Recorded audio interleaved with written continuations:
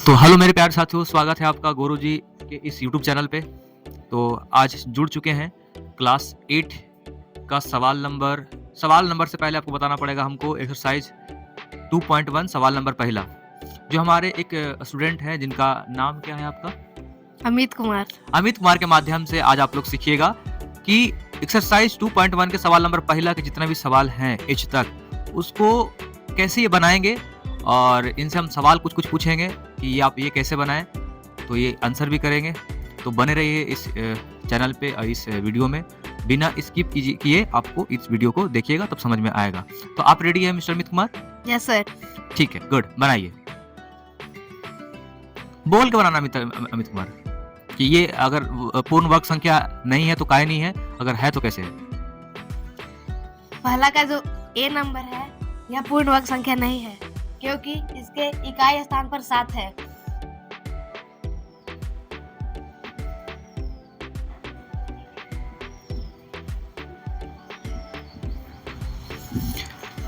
Mister Amit Kumar बना रहे हैं सवाल को, और ये पहला सवाल का आंसर ये बता रहे हैं कि ये पूर्ण वर्ग संख्या नहीं है।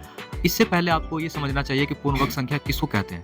पूर्ण वर्ग संख्या उसको कहते हैं जिसका वर्गमूल निकलता हो, यानी किसी न किसी का ये वर्ग रहा होगा, उसी को हम बोलेंगे पूर्ण वर्ग संख्या। जैसे कहने का मतलब कि 2 का गुना करेंगे 2 से तो कितना आएगा 4, तो 4 का वर्गमूल निकलता है ना। लेकिन और उसी को हम बोलते हैं पूर्ण वर्ग संख्या। अब आगे बनाएंगे मिस्टर अमित कुमार। अब पहला का जो बी नंबर है ये भी पूर्ण वर्ग संख्या नहीं है, क्योंकि इसके इकाई स्थान पर 3 है। तो मिस्टर अमित कुमार एक व्यूअर्स के लिए बता दीजिए ना कि लास्ट में कौन-कौन ऐसा संख्या रहेगा जो रहने पर वो पूर्ण वर्ग संख्या नहीं रहेगा, आप बता सकते हैं? यस। बताइए। 7। आप लिख के बताइए, लिख साइड में लिखिए, उसको मिटा दीजिएगा। ये देखिए मिस्टर अमित कुमार बता रहे हैं कि कौन-कौन संख्या लास्ट में रहने पर वो पूर्ण वर्ग संख्या नहीं रहता। आपको सुविधा के लिए बढ़िया हो जाएगा।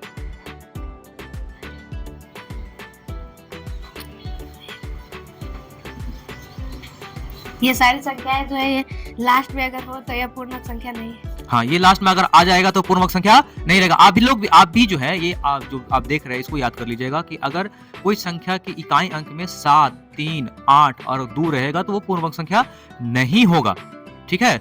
और एक चीज और कि अगर एक शून्य रहेगा तो भी पूर्ण वर्ग संख्या नहीं होगा। अगर शून्य 2 रहेगा, 4 रहेगा, 8 रहेगा या फिर 6 रहेगा तो वो पूर्ण वर्ग संख्या में आएगा, नहीं तो नहीं आएगा। ठीक है अमित कुमार, थैंक यू। आगे बताइए।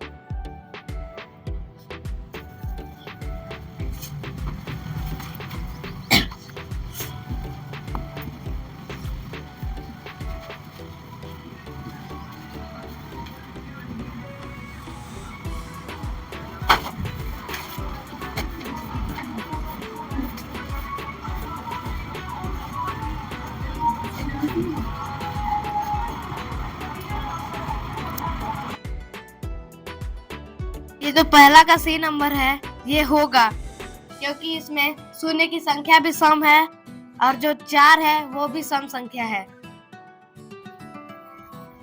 सम संख्या कहने का मतलब ये हुआ कि ये पूर्ण वर्ग संख्या होगा, काहे कि 4 का वर्गमूल निकलता है जो जिसका होता है 2। ठीक है, पूर्ण वर्ग संख्या कहने का मतलब आपको पहले ही बता दिया गया है कि पूर्ण वर्ग संख्या उसको बोलते हैं जिसका वर्गमूल निकलता है। आगे सर। अब जो डी नंबर है यह नहीं होगा, क्योंकि इसमें शून्य की संख्या तो सम है, लेकिन ये जो 14 है यह सम संख्या नहीं है, इसलिए यह साइड होकर बताइएगा कि नहीं दिख रहा है यहाँ से, फिर से बोलिए। ये जो संख्या है इसमें सम की 0 की संख्या तो सम है, लेकिन 14 जो है वो विषम संख्या है, इसलिए यह नहीं होगा। 14 तो सम संख्या है ना। 14 सम संख्या है, लेकिन इसका वर्ग नहीं होता है। हाँ, ऐसे बोलना चाहिए था आपको, वर्गमूल नहीं होगा। बहुत बढ़िया।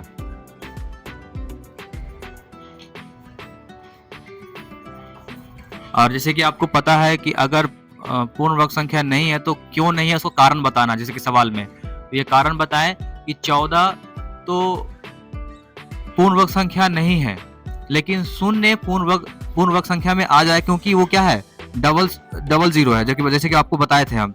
तो सिर्फ और सिर्फ शून्य को हो जाने से नहीं होगा, बात नहीं बनेगा, क्योंकि आगे वाला जो संख्या वो पूर्ण वर्ग संख्या नहीं है। इसलिए ये जो सवाल का जो आंसर होगा उसका होगा नहीं, क्योंकि 14 पूर्णवर्ग संख्या में नहीं आएगा।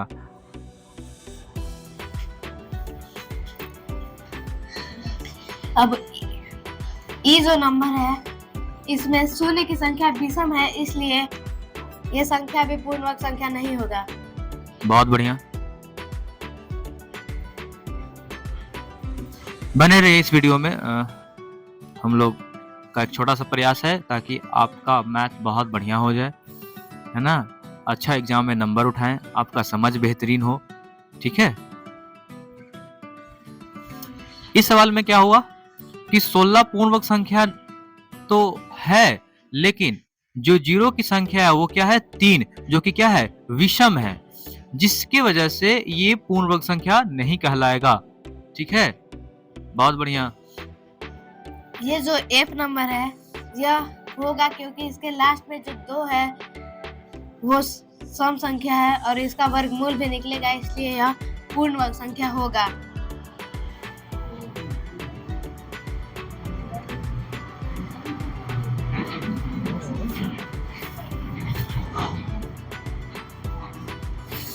दो का जो एफ है ना सर वो नहीं होगा क्योंकि लास्ट में इकाई अंक कितना है 2 है। बहुत बढ़िया, लिखिए।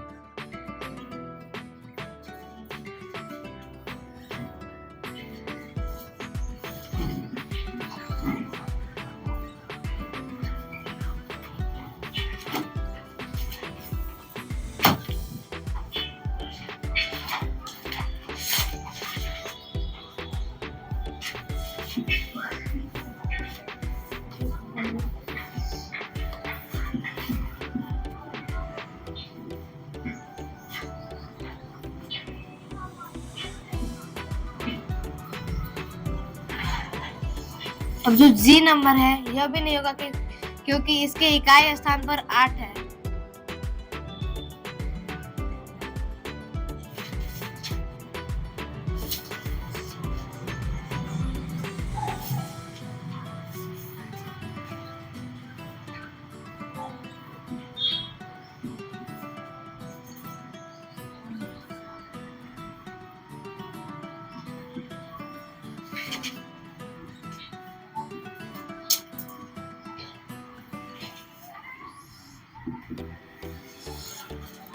अब जो एच नंबर है इसमें शून्य की संख्या विषम है, इसलिए यह भी पूर्णवर्ग संख्या नहीं होगा। हाँ, अगर आपको ये लग रहा होगा कि एफ वाला में कि बुक में दिया हुआ है कि हाँ, लेकिन बुक का शायद आंसर गलत है। जहाँ तक कि हम लोग वर्गमूल निकाल के देखे भाग विधि से, अभाज्य गुणनखंड विधि से, उससे भी ये नहीं निकल रहा है। तो जाहिर सी बात है कि ये जो एफ है वो पूर्णवर्ग संख्या नहीं होगा, ठीक है।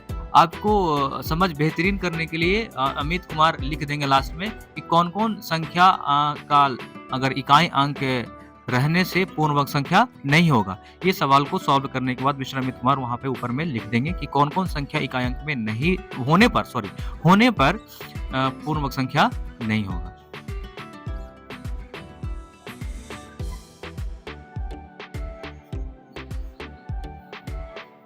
कारण सहित सारा का सारा आंसर यहाँ पे आपके बोर्ड पे लिखा हुआ है, जो कि आप देख सकते हैं, ठीक है। तो मिस्टर अमित कुमार, आप जो इकाई संख्या जो है जिसके रहने पे पूर्णवर्ग संख्या वो नहीं कहलाएगा, वो जरा लिख दीजिए कहीं पे। हाँ, वहां पे लिख दीजिए, बहुत बढ़िया, बॉक्स बना के लिख दीजिए ताकि आप सब भी याद कर लो और हमारे क्लास में भी बच्चे लोग बैठे हुए हैं वो भी याद कर लेंगे। हालांकि उनको पहले से पता है, लेकिन फिर भी मिल जा रहा, बढ़िया है। 2 हो गया, बहुत बढ़िया। 3 हो गया, बहुत बढ़िया। 7 हो गया, बहुत बढ़िया। 8 और कोई है मिस्टर अमित कुमार? नहीं सर। नहीं। अगर शून्य की संख्या अगर विषम में हो रहेगा तो नहीं रहेगा, अगर एक शून्य रहेगा तो भी पूर्णवर्ग संख्या नहीं कहलाएगा, ये जाहिर सी बात है। तो अगर आपको ये वीडियो अच्छा लगा होगा तो मिस्टर अमित कुमार बताएंगे क्या बोलना है। अगर ये वीडियो अच्छा लगा हो तो please subscribe, like and share और कमेंट जरूर कीजिएगा। धन्यवाद। मिलते हैं इसी तरह के और वीडियो में।